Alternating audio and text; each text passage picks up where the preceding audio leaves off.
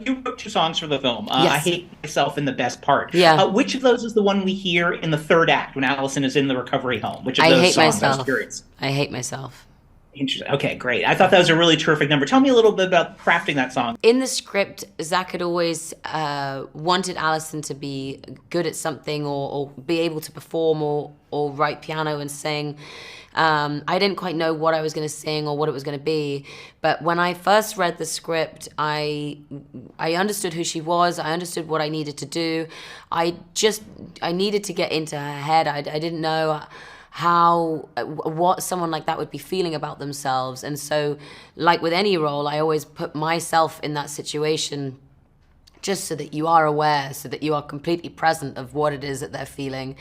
And I just started writing this song, and to me, these were the things that screamed out after reading the script, that this is obviously who she is, and these are the things that she thinks about. And if I was her, what would I be wanting to do to myself? What would I be wanting to say? Why would I be wanting to be in pain? So I wrote that, and then I played it for Zach, and Zach was like, yes, this is exactly the mindset that she is, and it's wonderful, and it's going to be at the end of the movie. So then I finished the song, and then really it was kind of like creating her sound and creating how this person feels, and what does she sound like when she's in rehab, and she's playing on a creaky piano with a creaky voice, and probably feeling a bit worse for wear, and who is she, and what is this kind of like unveiling of truth for her. And I didn't want it to sound glossy or glitzy or glittery. It just needed to be raw and honest and broken. And then the final song, The Best Part, was something that I wrote for Chanaza, actually, who plays my fiance. The scene before we meet up in rehab, I hadn't worked with Chanaza for like a month or so, because we'd done all of our stuff at the beginning, and then we never hang out again until the end. And I'd been writing this song for him, for both of our characters, just trying to again figure out like, what is it that she wants to say? Why is it that they can't be together? What is it that is holding her back?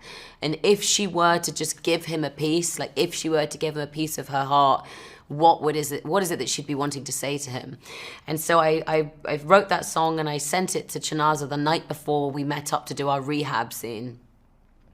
And it was kind of for that, really. It was supposed to be for us. And again, Zach was like, I love it. We're putting it in at the end. This is what she's going to be singing when she hasn't sang and she's performing for the first time. And so, yeah, I feel very lucky that I was able to put myself in like that. And also then I got to record the songs outside of the movie as Florence. How do I want them to sound? How do I want this to be? And that was really cool. So to kind of do both, perform as her and perform as me, was really lovely. Yeah, no, I was actually going to ask if you consider them Florence Pugh songs or Allison songs, because you're so much in her head that way, right? I think I performed them in the movie as Allison, and I'm really happy with the fact that they are the recordings that we made on the day. They are like as tired as they need to be and as honest as they need to be. And then I got to, do them the way that I want them to be, away from the movie. So now, are you volunteering to write the Marvel musical when Marvel finally does? Will you be writing some of the songs for that? Absolutely not. If I do, I'm sure David will be giving me a call. Is there a song you have in mind for Yelena? Do you think there's a? Oh yeah. I'm just tinkering away and writing that as we speak. I was asking about Chris Huvain, who the film is dedicated to. And I wonder, he's a very close friend of Zach's. Yeah. I know Zach has written about him and the impact on his life. Yeah. And I wonder for you, if you knew Chris and if any of his life impacted you as you made this movie. Yeah, I definitely knew Chris, and he lived really close to us. And, watching all of that unfold was absolutely heartbreaking. And I think it was a reminder to lots of people what everybody has, I think, turned a blind eye to after the pandemic, and the mental state of people, and coming out of this weird patch of time, and just how delicate everything actually should be and is. But also, you know, he was writing the script and we were creating the script whilst we were going through the loss of our friend Nick, which was a huge reason why this was coming out of Zach. You know, Zach has dealt with a lot of grief. His father, his sister, and Nick, they all passed in a short window of time. And I think while the world was aching and while the world was dealing with this really strange time and losing an immense amount of loved ones, this is what he was needing to do and write about.